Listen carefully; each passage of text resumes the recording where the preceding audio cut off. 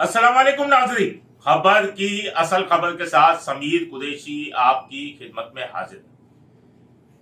Street crime का जिन बेकाबू ही नजर आ रहा है। अब तक शहर में 90,000 से जायद वारदातें जो है वो हो चुकी है। डाकू बेकाबू है और दूसरी जानिब गैर मुल्कियों का जो अफगानी समेत जो गैर मुल्की हैं उनके इनखला का अमल भी जारी है और 1 नवंबर की डेडलाइन खत्म होने के बाद उनके खिलाफ मजीद जो है छापामार कार्रवाइयां जो है वो की जा रही हैं। और इतलात के मुताबिक अब तक 26 से 27,000 जो बाशिंदे हैं वो जा चुके हैं। और एडिशनल आईजी कराची खादिम रिंद का ये दावा भी सामने आया है कि क्राइम रेट में कमी हुई है।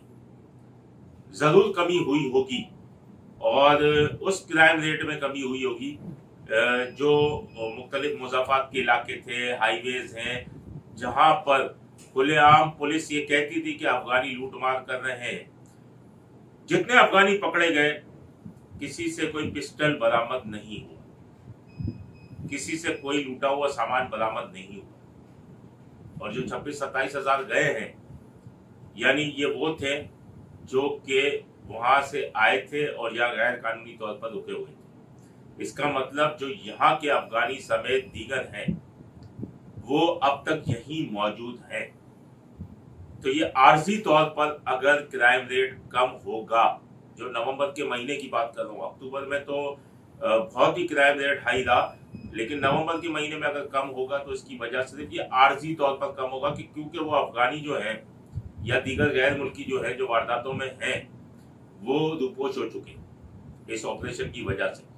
तो इसकी वजह से जो है वो आर्जी तौर पर क्राइम रेट नीचे आ जाएगा। इसके अलावा अगर अक्टूबर की हम बात की जाए तो अक्टूबर के महीने में 7,000 से जायद वारदातें रिपोर्ट हुई हैं। सीपीएलसी के आदाद शुमार के मुताबिक के 1 अक्टूबर से 31 अक्टूबर तक कराची में जराइम की 7,000 से जायद वारदातें रिपोर्ट हुई। आदाद शुमार के मुताबिक अक्टूबर में 817 मोटरसाइकिलें असलहे के जोर पर छीनी गई। 4,396 मोटरसाइकिलें शहर के मुख्तलिफ मुकामात से चोरी हुई। 25 गाड़ियां छीनी और 182 गाड़ियां चोरी की गई। और सीपीएलसी हुकाम के मुताबिक इस दौरान मोबाइल फोन छीनने की 2,446 वारदातें रिपोर्ट हुई। बहुत बड़े पैमाने पर ये स्ट्रीट क्राइम की वारदातें हैं। होटल अब भी रुक रहे हैं। जीएनएन न्यूज चैनल का ड्राइवर एंकर को छोड़ने घर जा रहा था कि फायरिंग के नतीजे में जख्मी हुआ। मालूम ये चला है कि वो भी डकैती मज़ाहमत थी। उसके अलावा भी बहुत सारी वारदातें हो रही हैं। तकरीबन अगर बात की जाए तो सैकड़ों अफराद जो है वो डाकुओं के साथ लूटमार में मज़ाहमत का निशाना बनकर जख्मी हो चुके हैं। बात यह है एडिशनल आईजी कराची खादिम रिंद के लिए मैं ये कहना चाहूँगा, तमाम बातें मफरूजों पर न की जाए। थानों को नफरी दें। थानों ने मफरूज भी पकड़ने, थानों ने इश्तिहारी भी पकड़ने, थानों ने गुटखा मावा वाले भी पकड़ने, थानों ने आइस क्रिस्टल वाले भी पकड़ने, थानों ने चर्च भी पकड़नी है, थानों ने जराइम पेशा अफराद के खिलाफ कार्रवाई करनी है।